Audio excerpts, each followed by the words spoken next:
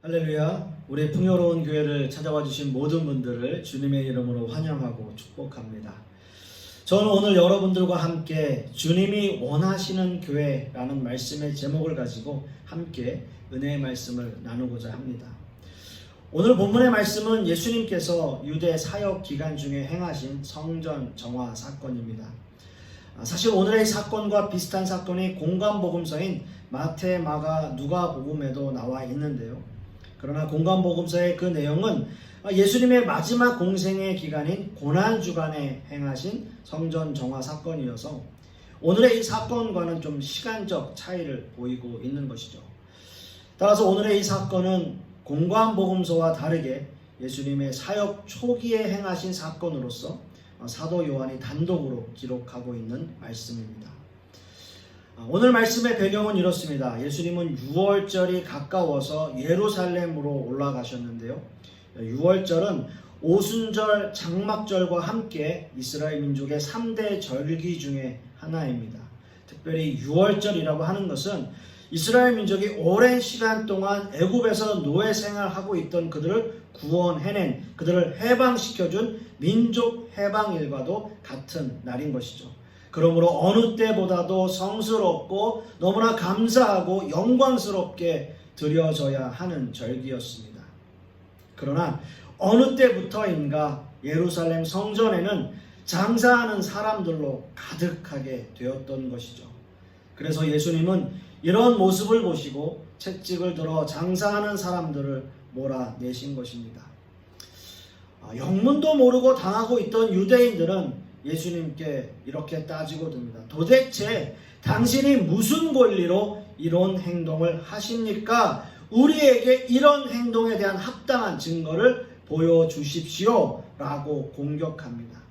그러자 예수님은 너희가 이 성전을 헐라 내가 사흘 동안에 일으키리라 라는 말씀을 하시는 거죠.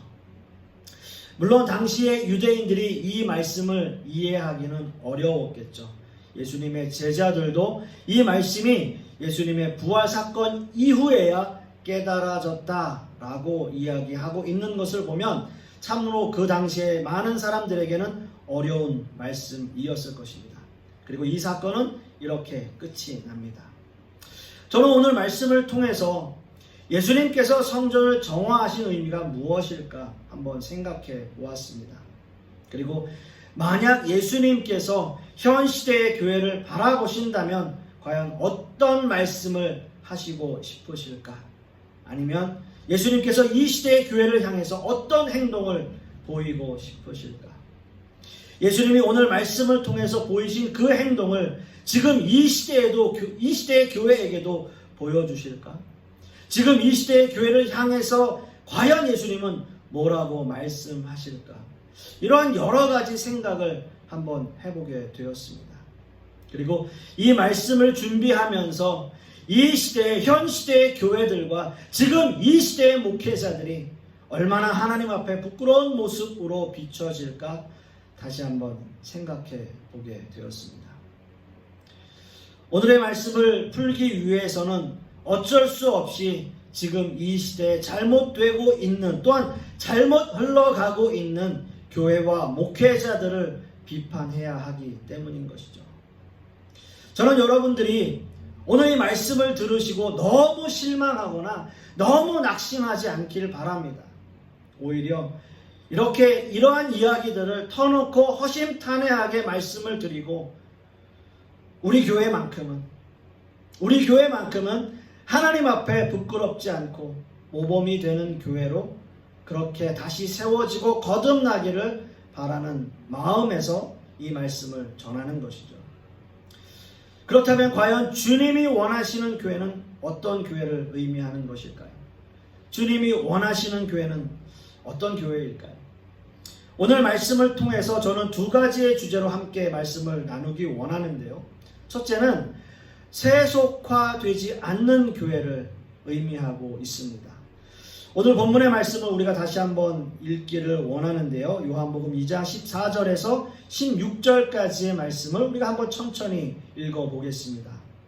성전 안에서 소와 양과 비둘기 파는 사람들과 돈 바꾸는 사람들의 앉은 것을 보시고 노끈으로 채찍을 만드사 양이나 소를 다 성전에서 내어 쫓으시고 돈 바꾸는 사람들의 돈을 쏟으시며 상을 엎으시고 비둘기 파는 사람들에게 이르시되 이것을 여기서 가져가라. 내 아버지의 집으로 장사하는 집을 만들지 말라 하시니 라고 말씀하고 있습니다. 당시의 유대인들은 흠이 없고 정결한 짐승을 희생제물로 바쳐야 했습니다. 그러나 먼 지방에서 오는 사람들은 짐승들을 가져오기가 쉽지 않았겠죠. 오는 동안에 동물이 죽을 수도 있고 어떠한 흠이 생길 수도 있는 것입니다. 그래서 그 불편을 덜어주기 위해서 성전에서 짐승을 팔고 사게 했던 것이죠. 그리고요, 20세 이상인 사람은 무조건 반세겔의 성전세를 내야 했는데 당시에 주로 통용되고 있던 화폐는 헬라나 로마의 화폐를 사용하고 있었습니다. 그러나 그 화폐에는 당시의 시저의 화상이나 그 군주들의 화상이 그 동전에 새겨져 있었던 것이죠. 그래서 성전에서는 세겔로 돈을 환전해서 성전세를 내었던 것입니다. 어떻게 보면 이렇게 그 모든 것이 좋은 취지로 시작된 것이 점차적으로 상업적인 수익을 얻기 위한 사업으로 변질되었다라고 보여지는 겁니다. 그리고 이 일들의 배후에는 제사장들이 끼어 있었습니다. 따라서 상점 주인들은 거액의 수입을 올리게 되어졌고요. 상인들은 다시 당시에 그 제사장들에게 거액을 헌납하는 그러한 일까지 벌어졌던 것이죠. 좋은 자리를 차지하고 또 더 많은 수익을 올리기 위한 그러한 방법에서였을 것입니다. 또한 성전세를 내는 일도 이 사내들인 공회가 관할하고 있었는데요. 이들 역시도 환전을 통해서 막대한 환전 수익을 가지게 되었던 것입니다. 예수님께서는 하나님을 만나는 이 거룩한 장소가 더럽혀지는 것을 차마 보실 수가 없었던 것이죠. 예수님께서 만드신 그 채찍은 하나님의 심판을 비유하고 의미하고 있는 것입니다. 예수님은 채찍으로 모든 동물들을 몰아내고 또한 상을 엎으셨어요. 예수님께서는 물론 사랑으로 세상을 구원하시지만 또한 불의에 대해서는 반드시 이렇게 심판하시는 분이심을 오늘 이 말씀을 통해서 보여주고 계시는 것입니다. 그리고 예수님께서는 이렇게 말씀하십니다. 내 아버지의 집으로 장사하는 집을 만들지 마라 라고 경고의 말씀을 하십니다. 여러분 잘 들어보세요. 예수님은 하나님의 전을 내 아버지의 집, 내 아버지의 집이라고 말씀하고 계세요.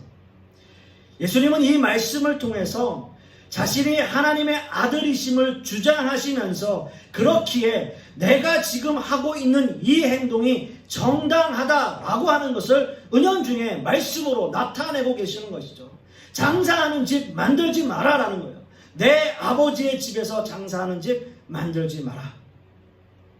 사실 마태복음에서는 오히려 더 강하게 강도의 구렬이라고 표현하고 계시는 것이죠. 내 아버지의 집에서 장사하는 집, 강도의 구렬 만들지 마라 라는 겁니다. 저는 그 시대의 성전의 모습을 보고 이렇게 분을 내시는 예수님을 다시 한번 상상해 보았습니다. 오늘 말씀을 읽어보면서도 예수님께서 하시는 그 행동, 그 모습들을 상상해 보았어요. 과연 현 시대의 교회를 예수님께서 바라보시면서 어떻게 생각하실까? 또 다시 한번 생각해 보는 겁니다. 예수님이 활동하시던 공생의 기간과 그 지금의 현실은 좀 뭔가 다를까요? 여러분, 지금의 교회도요, 직분 사고 파는 교회들 많습니다. 심지어는 목사 안수를 받는 일에 있어서도 이러한 일들이 비일비재하게 일어나고 있어요. 교회에서 안수 집사나 권사나 장로의 직분을 받으려면 얼마를 헌금해야 한다. 이러한 이야기는 어제 오늘의 이야기가 아니죠. 우리는 공공연하게 모두가 다 이런 일들을 알고 있습니다. 여러분, 예배는 어떻습니까? 예배를 통해서 하나님의 임재를 우리는 경험하고 있을까요? 모든 예배에 우리의 모든 전심을 쏟고 있을까요? 언제부터인가 예배는 하나님의 말씀을 느끼고 하나님의 임재를 경험하는 예배가 아니라 그저 어떤 쇼를 관람하는 그러한 예배의 모습이 되어버렸어요. 흔히 열린 예배라는 이름 하에 구경꾼 예배라는 그러한 비평을 받고 있는 것이 지금 이 시대의 현실입니다. 이미 우리는 어쩌면 예배를 통해서 은혜를 받는다는 그 사실을 망각하고 살고 있는지도 모르겠어요. 예배 시간에 은혜 받는 것인가? 어떻게 은혜를 받아야 하는가? 이미 우리는 잊어먹고 있는 것이 아닌가 생각해 봅니다. 여러분, 설교는 어떻습니까? 많은 부분을 예화와 자신의 경험담으로 설교의 대부분을 할애하고 있는 목회자, 그리고 감동적인 예화 하나로 성도님들의 감정을 자극하는 일로 그날의 설교는 성공했다, 이런 생각하는 설교자들 참 많습니다. 물론 제가 설교를 잘한다든지 아니면 저는 그분들보다 좀 낫다, 이런 말씀 드리는 거 아니에요. 오해하지 마십시오. 지금 시대의 설교의 흐름이 그렇다라는 거예요. 사람들은 가볍게 듣고 귀를 즐겁게 하는 설교를 좋아합니다. 뭔가 좀 거슬리고 듣기 거북한 설교는 싫어해요. 오늘 제가 지금 하고 있는 이러한 식의 설교 좋아하지 않을 겁니다. 네, 알고 있어요. 오늘날 말씀에서 복음을 찾기 쉽지 않죠. 십자가를 찾는 거 더 힘듭니다. 그러나 진정한 설교는 예수 그리스도의 십자가, 예수 그리스도의 보혈, 그 예수 그리스도를 빼고는 할 말씀이 없어야 하는 것 아닌가요? 이것이 진정한 설교 아닐까요? 예수 그리스도. 우리는 그분을 설교해야 하는 거죠. 교회는 어떻습니까? 교회는 점점 마케팅화 되어 가고 있죠. 마케팅화 되어 간다 라고 하는 것의 그 교회의 최고 가치는 숫자래요. 늘어나야 되는 거예요. 점점 늘어나야 되는 거예요. 점점 팽창해야 되는 거예요. 그리고 이 숫자가 모든 것을 대변해요. 숫자가 교회를 판단해요. 숫자가 목회자도 판단해요. 이것이 현실입니다. 교회는 점점 세속화되어 가고 있어요. 그렇게 되어져 가고 있습니다. 사랑하는 성도 여러분, 지금 이 시대의 교회는 참 세상을 향해서 뭐라 할 말이 없어요. 우리는 지금 그런 시대를 살아가고 있습니다. 작금에 일어나고 있는 그 모든 상황들을 보면 교회는 더더욱 그렇습니다. 세상 가운데서 얼굴을 들지 못할 때가 더 많아요. 저 또한 작지만 한 교회를 담임하는 목회자로서 여러 가지의 책임을 통감합니다. 물론 저 한 사람이 이런 책임감을 통감한다라고 하는 것이 무슨 의미가 있을까요? 하지만 간절히 소망하기는 나부터, 우리 교회부터, 비록 적은 숫자이지만 우리부터 바로 세워져 가기를 원하는 마음이에요. 그런 생각에서 드리는 말씀인 거죠. 예배와 말씀이, 그래서 복음이 회복되는 교회가 되었으면 하는 바람입니다. 또한 이러한 예배와 말씀을 통해서 많은 사람들에게 진정한 복음을 전하고자 하는 마음인 거죠. 대면 예배를 통해서, 아니면 이렇게 온라인 예배를 통해서 하나님의 복음이 정말 진실되게 전파되기를 소망하는 겁니다. 그렇게 예배를 통해서 우리의 전심이 드려지고 우리의 진심이 드러나는 그러한 예배를 원하는 겁니다. 예수님이 2000년 전에 성전을 향해서 하신 이 행동과 말씀들이 지금 이 시대의, 현 시대의 교회에게 주는 메시지는 너무나 분명해요. 우리는 너무나 공공연하게 교회를 장사하는 집으로 또는 강도의 구렬로 만들고 있는지도 모르겠어요. 그래서 현 시대의 교회와 목회자와 성도들이 반성하고 하나님 앞에 진실한 모습으로 나아가야 되는 거예요. 세상이 우리를 바라보는 것이 중요한 것이 아니라, 세상이 우리를 어떻게 바라볼까 신경 쓰는 것이 아니라, 내가, 내 자신이, 그리고 이 시대의 교회가 어떻게 하면 하나님 앞에 올바른 모습으로 살아가야 하는가, 그것을 고민해야 되는 거죠. 우리가 어떻게 하나님 앞에 새롭게 세워져 갈 수 있을까? 어떻게 하나님 앞에 우리가 복음을 진실되게 세상 가운데 전할 수 있을까? 이런 것들을 고민하는 거죠. 여러분, 우리 교회부터 시작하면 되는 거예요. 나부터 시작하면 돼요. 나부터 시작하면 되는 거예요. 우리부터 예배가 살아나고 말씀이 은혜가 있고 기도에 불이 붙는 그러한 일이 나부터 시작되면 되는 거죠. 하나님은 저와 여러분을 통해서 교회를 올바른 모습으로 세워나가길 원하시기 때문인 것입니다. 간절히 소망하기는 이 모든 하나님의 은혜가 저와 여러분 그리고 모든 교회에 있기를 간절히 소망하겠습니다. 두 번째는요, 주님이 원하시는 교회의 의미는 예수님의 죽으심과 부활을 증거하는 교회여야 됩니다. 오늘 본문의 말씀을 우리가 다시 한번 보겠습니다. 요한복음 2장 18절에서 21절까지의 말씀을 우리가 한번 천천히 읽어보겠습니다. 이에 유대인들이 대답하여 예수께 말하기를, 네가 이런 일을 행하니 무슨 표적을 우리에게 보이겠느냐? 예수께서 대답하여 가라사대, 너희가 이 성전을 헐라 내가 사흘 동안에 일으키리라.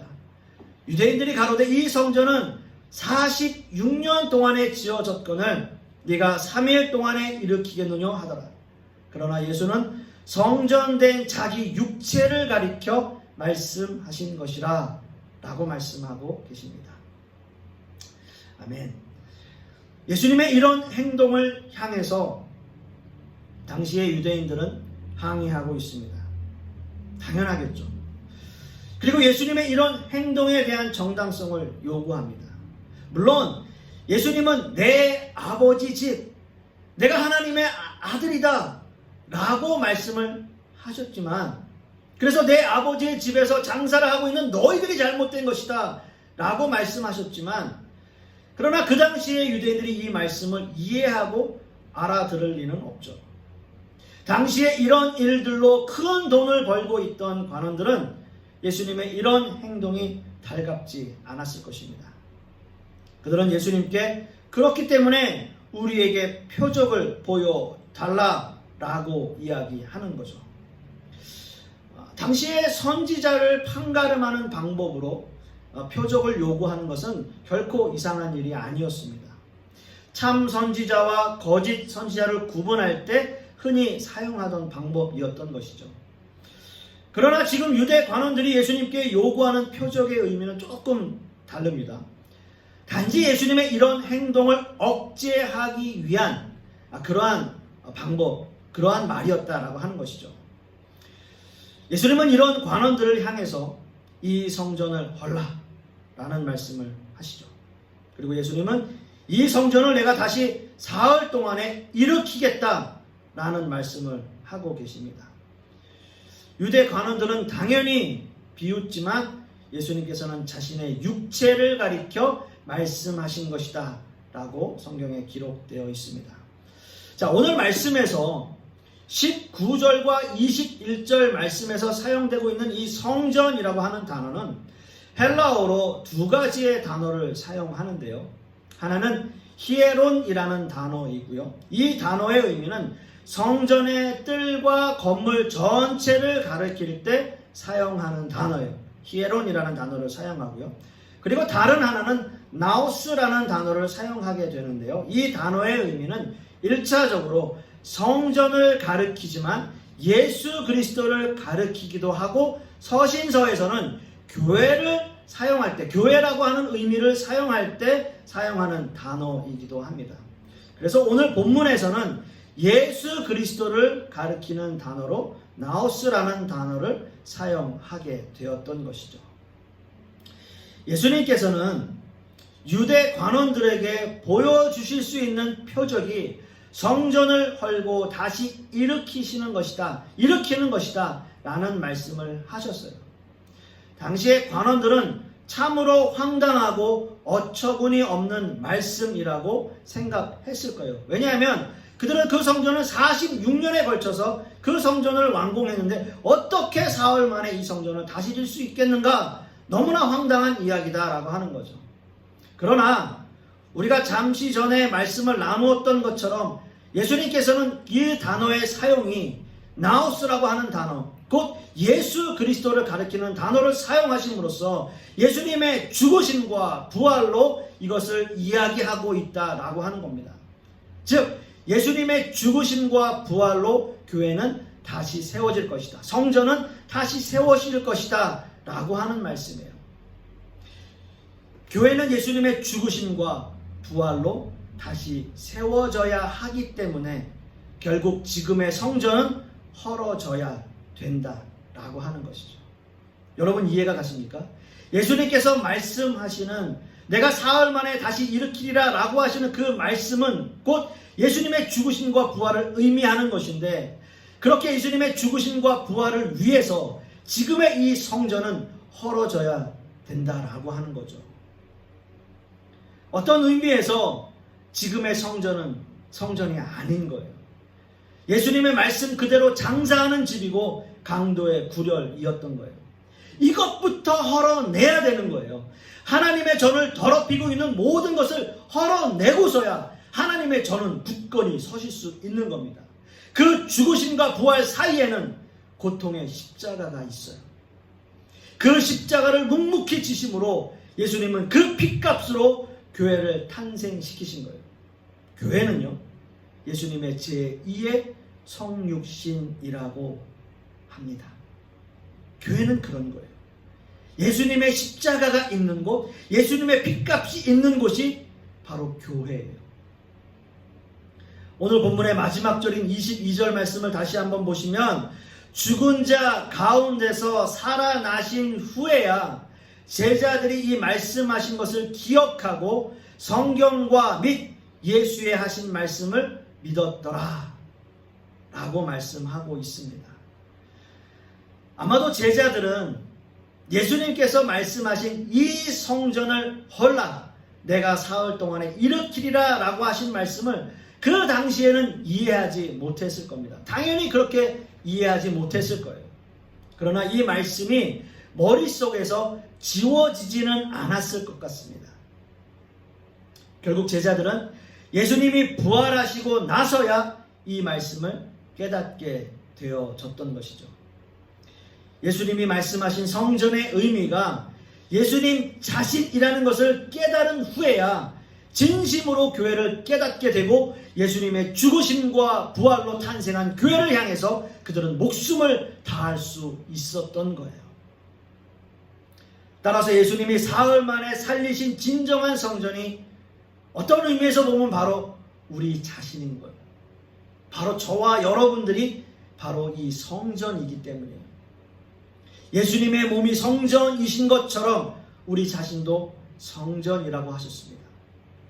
고린도전서 3장 16절 말씀에 너희가 하나님의 성전인 것과 하나님의 성령이 너희 안에 거하시는 것을 알지 못하느냐 라고 말씀하셨습니다. 우리는 성전으로서, 교회로서의 의미를 하나님 앞에 다해야 할 것입니다. 우리의 몸을 하나님 앞에 거룩한 산 제물로 드리는 거예요. 따라서 우리의 몸이 교회인 것처럼 우리의 삶 자체가 예배가 되어지고 우리의 삶을 주님께 드리는 거예요. 교회는 예수님의 죽으심과 부활을 징표로 가지고 있기 때문입니다. 교회는 예수님의 십자가의 핏값으로 사신 것이기 때문에 우리 모두는 그 징표를 다 가지고 있어요. 바로 저와 여러분은 그 징표를 다 가지고 있어요. 그래서 우리는 교회이고 우리는 성전이에요. 사랑하는 성도 여러분, 우리 모두가 다 교회죠. 여러분 한 사람 한 사람이 교회이고 그 한 사람 한 사람이 모인 것이 또 교회예요. 예수님의 핏값으로 사신 교회는 모두 주님의 죽으심과 부활을 증거해야 합니다. 그래서 우리는 교회로서 예수 그리스도의 죽으심과 부활을 증거해야 할 의무를 가지고 있는 겁니다. 우리 안에는 그 증거가 있기 때문인 것이죠. 사랑하는 성도 여러분, 주님이 원하시는 진정한 교회는 바로 이 주님의 죽으심과 부활을 증거하는 교회예요. 그거예요. 그 주님의 죽으심과 부활을 증거하는 것이 바로 교회예요. 그것이 저와 여러분이 또 해야 할 일이에요. 현 시대의 많은 교회들이 쇠속에 물들어 가고 있어요. 물질 만능주의가 교회 안에서 통하는 시대에 우리는 살고 있습니다. 세상 가운데서 정말 욕먹으면서 지금 교회들은 살아가고 있어요. 세상 사람들에게 나는 교회 다니는 크리스찬이라고 떳떳하게 얘기하지 못하는 그러한 시대를 우리는 살아가고 있어요. 따라서 우리는 더욱더 말씀으로 돌아가야 합니다. 그리고 더욱더 예배 중심의 삶을 살아야 하는 시대에 살아가고 있어요. 그리고 교회는 예수님의 죽으심과 부활을 통해서 이 땅에 세워졌고요. 우리는 그 예수님의 죽으심과 부활을 전해야 할 의무와 책임이 우리에게 있어요. 우리가 다 교회이기 때문이에요. 우리 각자 한 사람 한 사람도 교회에서 주신 그 사명을 감당해야 하고 그 사명을 지켜내야 할 의무를 가지고 있기 때문입니다. 사랑하는 성도 여러분, 여러분 이제 결단하십시오. 비록 지금 우리 교회는 아직 너무 작고 힘이 없지만 나부터, 우리부터 세속적인 신앙들을 버리고 복음으로 돌아가야 할 것입니다. 그리고 말씀으로 돌아가야 할 것이고요. 또 우리의 삶 자체가 예배 중심의 삶을 살아가는 그러한 모습으로 변해야 할 것입니다. 왜냐하면 우리의 몸이 거룩한 하나님의 성전임을 우리는 잊지 말아야 하기 때문입니다. 그리고 끊임없이 우리의 질그릇을 깨뜨려서 우리 안에 있는 그 보배가 예수 그리스도의 그 복음이 드러나게 해야 할 것입니다. 이것이 우리가 살 길이에요. 이것이 지금 이 시대의 교회와 성도가 살 수 있는 유일한 길이 될 것입니다. 이러한 은혜와 이러한 하나님의 간섭하심이 저와 여러분들에게 있기를 간절히 소망하겠습니다. 기도하겠습니다.